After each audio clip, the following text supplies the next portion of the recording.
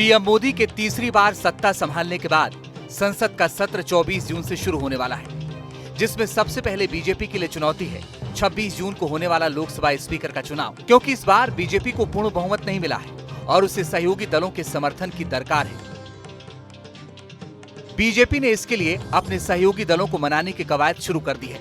इस काम का जिम्मा पीएम मोदी ने रक्षा मंत्री राजनाथ सिंह को सौंपा है। मंगलवार को रक्षा मंत्री राजनाथ सिंह के घर पर एनडीए के सहयोगी दलों के नेताओं की अहम बैठक हुई, जिसमें संसद सत्र और स्पीकर पर चर्चा की गई। इससे पहले सोमवार को भी राजनाथ सिंह पार्टी नेताओं से मिले थे।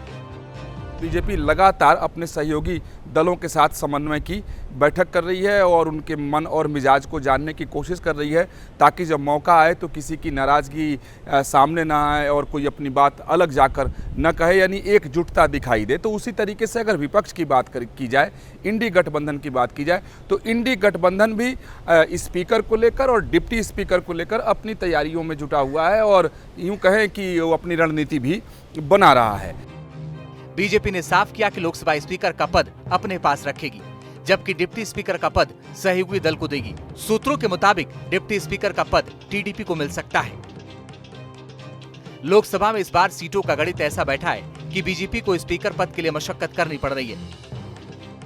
लोकसभा के नंबर गेम की बात करें तो लोकसभा में एनडीए के 293 सांसद हैं। बीजेपी 240 सीट के साथ एनडीए की सबसे बड़ी पार्टी है, तो वहीं विपक्षी गठबंधन के पास 234 सांसद हैं, जिसमें कांग्रेस के 99 सांसद हैं। इसी नंबर गेम में विपक्ष ने बीजेपी को फंसाने का प्लान बनाया है। सूत्रों के मुताबिक विपक्ष ने टीडीपी को ऑफर दिया है कि वो स्पीकर के लिए उम्मीदवार उतारेगी तो विपक्ष उसका समर्थन करेगा।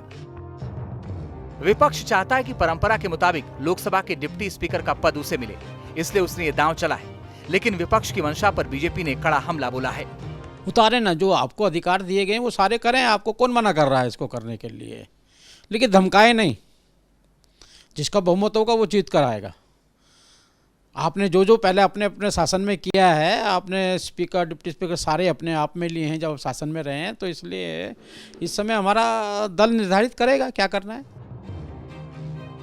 लोकसभा स्पीकर का पद बेहद अहम होता है, इसलिए जहां बीजेपी इसे हर हाल में अपने पास रखना चाहती है, वहीं विपक्ष भी उम्मीदवार उतारने का प्लान बना रहा है। हालांकि विपक्ष को भी पता है कि टीडीपी को साथ ले भी तो भी नंबर गेम में बीजेपी से मुकाबला नहीं कर पाएगी, फिर भी उसके नेता जोश में हैं। स्पीकर की पोजीशन किसी के पास भी जाए, वो तटस्थ होना चाहिए, उसको कार्यवाही निष्पक्ष तरीके से करनी चाहिए और लोकसभा और राज्यसभा के टीवी को ये बोलना चाहिए कि सिर्फ सत्ता पक्ष को मत दिखाओ, विपक्ष को भी दिखाओ, वो भी उतने ही मजबूत, उतने ही जरूरी और उतने ही लोकतंत्र के प्रहरी हैं।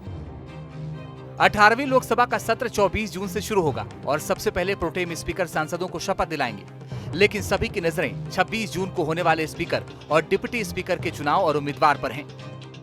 अगर सत्ता पक्ष ने यानी एनडीए ने अपनी स्थिति साफ की है, तो विपक्ष ने भी अपनी स्थिति साफ कर दी है। डिमांड रख दी है कि कम से कम उसे डिप्टी स्पीकर का पद चाहिए, नहीं तो दोनों पद पर चुनाव होगा। और एनडीए इस बात पर अड़ा हुआ दिखाई दे रहा है कि नहीं, दोनों सत्ता पक्ष के पास ही रहेगा, ये एनडीए में ही रहेगा, क्योंकि खुद इस परंपरा को कांग्रेस ने ही तोड़ा है। वीडियो जर्नलिस्ट विकास राय के साथ विकास चंद्र, न्यूज नेशन, दिल्ली।